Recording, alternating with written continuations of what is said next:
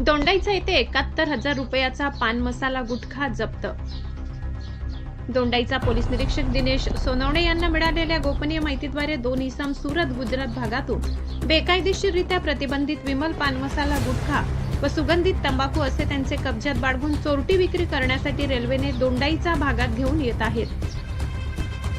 त्यानुसार पोलीस निरीक्षक Dinesh N Sonawane, police constable Hiralal Suryavanshi, police constable Nilesh Halore, police constable Nilesh Dhangar, police constable Pravin Nikumbe यांच्या पथकाने स्टेशन भागात गोपाल हॉटेलचे बाजूस असलेल्या रेल्वे स्टेशनकडून बाहेर येणाऱ्या रस्त्यावर सापळा रचून थांबलेले असताना दिनांक 10/7/2026 रोजी रेल्वे स्टेशनकडून दोन्ही हातात 2 काळ्या बॅग असलेले एक इसम आणि पांढऱ्या रंगाच्या प्लास्टिकचे गोणपाट खांद्यावर घेतलेला एक इसम असे दोन्ही इसम पायी चालत गोपाल हॉटेलकडील रस्त्याच्या कडेस येताना दिसले. त्यांना वर नमूद पोलीस पथकाने थांबण्यास सांगून नावेगावे विचारली असता येथे अन्न व औषध प्रशासनाने प्रतिबंधित गुटखा व पान मसाल्याविरोधात धडक कारवाई करत 71,610 रुपयांचा मुद्देमाल जप्त केला आहे.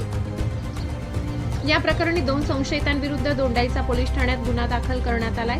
13 जुलै रोजी गुप्त माहितीच्या आधारे गोपाल हॉटेलजवळ दोंडाईचा रेल्वे स्टेशनकडील परिसरात 2 जण प्रतिबंधित केलेला गुटखा, पान मसाला व तंबाखू बाळगत असल्याची माहिती मिळाली. त्यानुसार अन्न व औषध प्रशासन विभागाच्या पथकाने तात्काळ घटनास्थळी जाऊन संशयितांची तपासणी केली.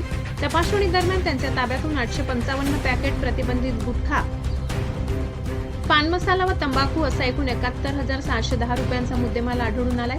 पुढील कारवाईसाठी दोघांना दोंडाईचा पोलीस ठाण्यात आणण्यात आले. या प्रकरणी तुषार मधुकर चौधरी आणि विठोबा शरद ठाकूर दोघेही राहणार दोंडाईचा यांच्या विरुद्ध प्रतिबंधित अन्न पदार्थ बाळगल्याप्रकरणी गुन्हा दाखल करण्यात आला असून पुढील तपास सुरू आहे.